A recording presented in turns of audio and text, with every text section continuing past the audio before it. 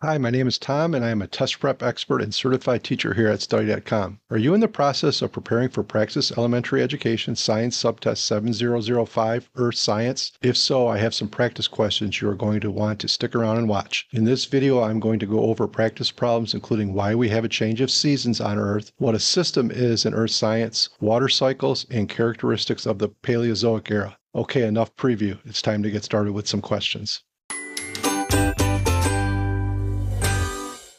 Which of the following is the most likely reason why the Earth has seasons? Is it A, the Earth's distance from the Sun changes? Is it B, the Earth is tilted on its axis? Is it C, the Earth's orbit is elliptical? Is it D, the Moon's gravity causes changes in Earth's climate? Okay, so let's eliminate some choices here. The Moon's gravity causes changes in Earth's climate. That is not going to directly affect seasons. It would affect things like tides, but I'm going to eliminate choice D. I'm also going to eliminate the fact that Earth's orbit is elliptical. So we're between choice A and B, and what's happening is the Earth is tilted on its axis. So in some parts of the year, the northern hemisphere is closer to the sun than the southern, and vice versa. When that hemisphere is closer to the sun, we have summer. When it's farther away, we have winter. So the correct answer here is B.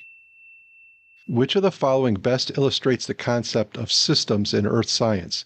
Is it A, the sun and Earth's relationship in creating seasons? Is it B, the process of photosynthesis in plants? Is it C, the interactions between the atmosphere, hydrosphere, and lithosphere during a volcanic eruption? Or is it D, the water cycle? We want to think about the interaction between different things. So when we look at choice C, it talks about atmosphere, hydrosphere, and lithosphere during a volcanic eruption. So the atmosphere is affected by ash and gases that are released into the atmosphere. The hydrosphere can be affected by lava flowing into the water, changing or possibly contaminating the water. And lithosphere could be the surface of the Earth that is, when the lava flows and it hardens up, it can change the lithosphere or the surface.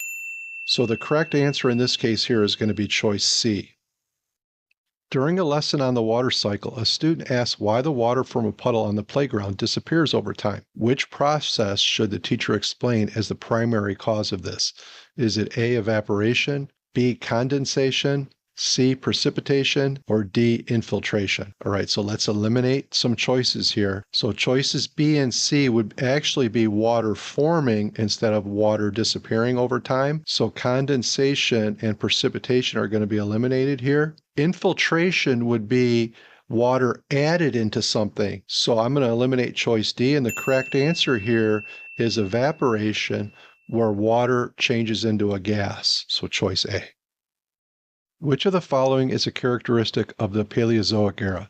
Is it A, formation of the first dinosaurs, B, emergence of modern humans, C, the breakup of the supercontinent Pangaea, D, rise of the first land plants and animals? Okay, so what we're looking for here is what was a significant event during the Paleozoic era. And there was an event called the Cambrian explosion. And that's when our fossil records indicate that we had an explosion of different plants and animals developing on Earth. So the correct answer here would be D, rise of the first land plants and animals.